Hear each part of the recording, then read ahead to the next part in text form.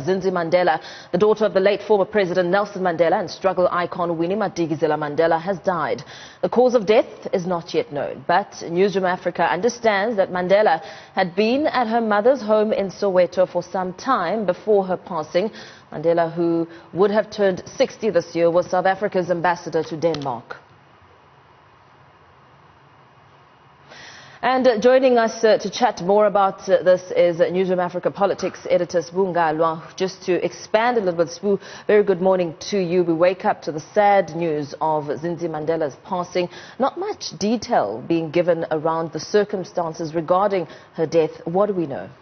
Well, what we know, Paul, is that, her death, I think the reason why we don't have much detail is because her death it just happened a few hours ago, overnight, and also that the family is still trying to grapple with that. We have reached out to the Mandela family, and I think the response at that time when I spoke to Zindzi Mandela was that she was too gutted to speak, which is understandable because it's very raw. And also, at 59, she was not that old.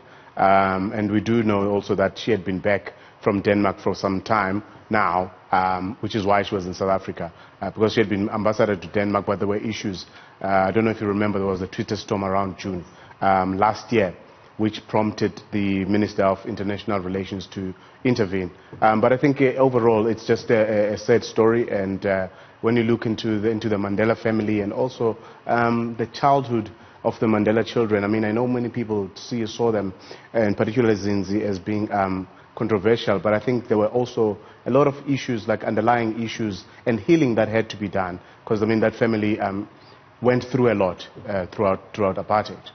Yeah, as we really just go into the history of Zindzi Mandela as well as her upbringing, as you mentioned, we know that she really had to play her part and really just stand up in the place. I remember one instance where she had to read and convey a message on behalf of her father, also stepping in as the First Lady, accompanying former President Nelson Mandela there, just really emphasizing the kind of upbringing she had and the sort of strength and confidence she needed to embody throughout her life. Look, it was a very tough upbringing, Paul, because the reality is that, she was only less than 2 years old when her father was imprisoned, and throughout that time, the age gap between her and Zenani is just over a year. But when the mother, Winnie Madikizela Mandela, had to be, was harassed by the police and arrested, Zenani had to look after her little sister, so you can understand the trauma as a child, growing in such an environment, and how much that affects you also in later life. And I think for me that also puts in context part of what that outburst on Twitter was about last year, because there's this deep-seated unresolved issues and anger, and particularly also disappointment, because I think that towards the end of her life, even her mother, Winnie Madikizela Mandela, was very unhappy, particularly with their political home, the ANC. And I think we saw that also in Zindzi and the relationship she had, and the close relationship she held until her last day, particularly with the EFF and the EFF's leader, Julius Malema. Absolutely. We also know that, besides standing up for racism, and also she also stood very firmly against xenophobia, coming to the defense of Naledi Chirwa on Twitter, speaking about foreigners. One Twitter user was saying at the time that, they are defending the legacy of Nelson Mandela, and she came forward to say, you must know that Nelson Mandela did marry a foreigner, speaking and referring to Graça Machel.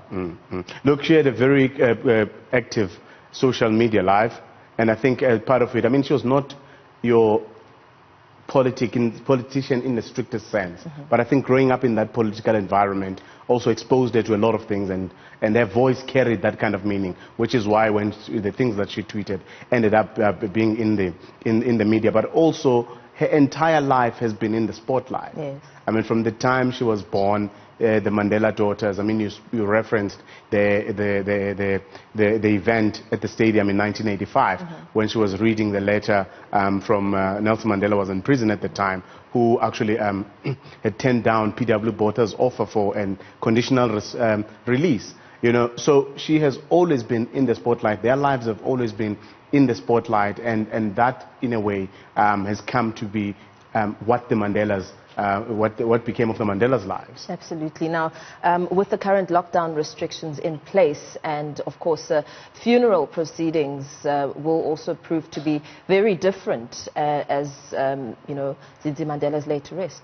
No, the reality is that everyone will have to adhere to the regulations, and I think that some of the funerals we've seen lately, which have been during this lockdown period, have had to adhere to the 50 in terms of the number of people, and also certain protocols being put to place. But I think that the family will, the more we have the details from the family, that's where we'll get a better understanding of how things will unfold. We expect a statement from the family, but also the Department of International Relations is also working on a statement which should probably be released shortly this morning. Absolutely. As we speak about lockdown restrictions, we know that President Cyril Ramaphosa announced the booze ban, the reintroduction of the booze ban, also speaking and going as deep as saying that you can't even visit your family members. Look, the reality is that coronavirus infections and its impact on society is now starting to be felt. Now, we are really at that point, as the President and the Minister have said, that we now know, all of us know someone who has either contracted the coronavirus or who has passed as a result of the coronavirus. And the reality is we're seeing the pressure. The Minister of Health has said that there are projections they would have made, but it looks like in terms of the impact and the pressure that you see on public health, on the public health system in the Eastern Cape and Gauteng, things are galloping at a much faster rate than they would have anticipated. So surely now, if you have to deal with bed space, hospital beds for coronavirus cases, and then you also at the same time have to contend with the situation where there are people who are coming into the trauma units as a result of alcohol-related injuries. So that kind of put pressure on the government. So in as much as there are relaxations, because it looks like it's some quid pro quo of sorts where the President gives here and he takes. Yeah. I mean, it makes no sense to be saying that taxis must load full capacity for local trips. What's a local trip? 30 kilometers, 50, 40, you know? And also to say that for a long distance trip, then you load at 70% capacity. And the people have said this and have said it on social media. Opening a window in winter makes no sense. Yeah, absolutely. You know, but I mean, those are some of the things. I mean, the reality is that government has to take decisions, and some of those decisions don't make sense. And at the end of the day, the President and his government will be judged based on those decisions. Let's leave it here for now. Thank you very much, Sbu Ngalwa, our politics editor here at Newzroom Africa.